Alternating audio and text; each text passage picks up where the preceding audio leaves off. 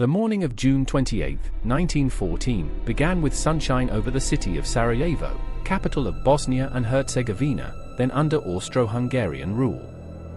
The city hummed with tension. Crowds filled the streets to catch a glimpse of the heir to the Austro-Hungarian throne, Archduke Franz Ferdinand, and his wife, Duchess Sophie. For some, the visit was a moment of pride, a royal figure acknowledging a distant province. For others, it was a bitter reminder of foreign occupation. Bosnia had been annexed by Austria-Hungary in 1908, inflaming nationalist resentment among Serbs who dreamed of a united Slavic state. Beneath the surface of celebration, shadows stirred.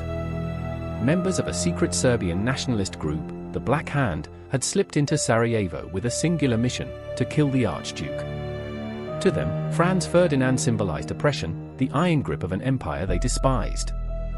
His death, they believed, would strike a blow for freedom, ignite resistance, and perhaps even bring about the birth of a greater Serbia.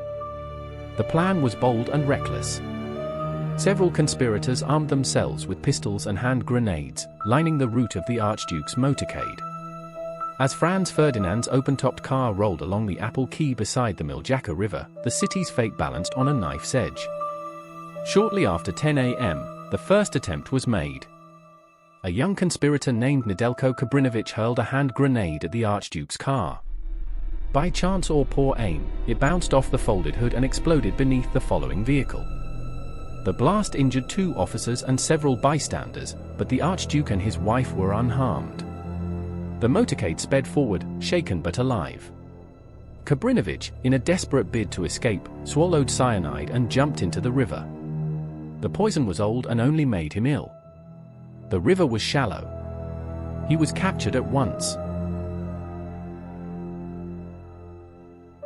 The Archduke, furious but determined to continue, insisted on carrying out his official program. At City Hall, he chastised the officials for exposing him to danger, his voice trembling with anger.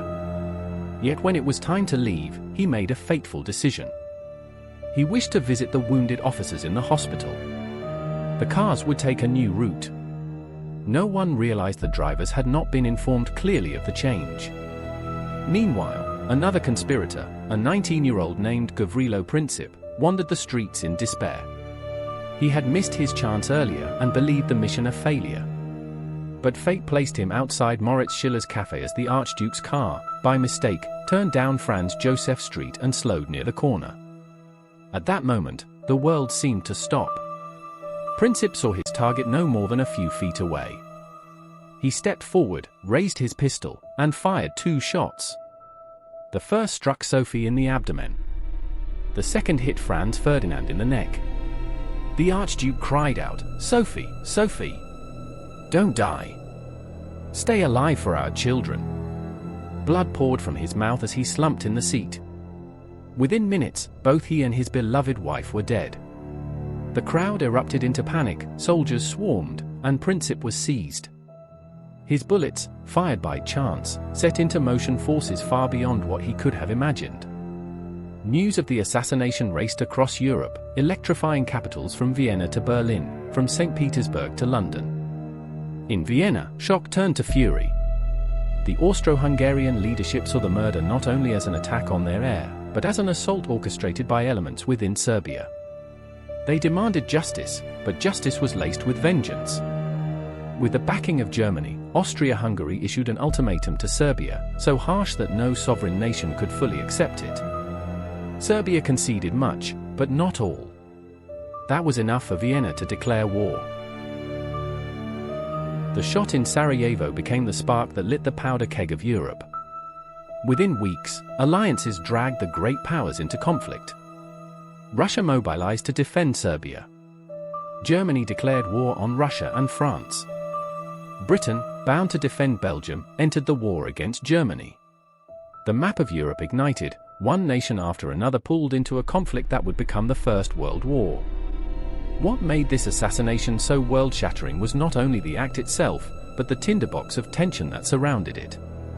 National rivalries, military alliances, and imperial ambitions had long set Europe on edge. One bullet was enough to tip the balance. In Sarajevo, a young man with a pistol altered the course of history more than generals and kings ever could. The war that followed claimed over 16 million lives, shattered empires, and redrew borders. The Austro-Hungarian Empire collapsed, the Ottoman Empire crumbled, Russia was thrown into revolution, and Germany was left humiliated, laying the seeds for another war 2 decades later.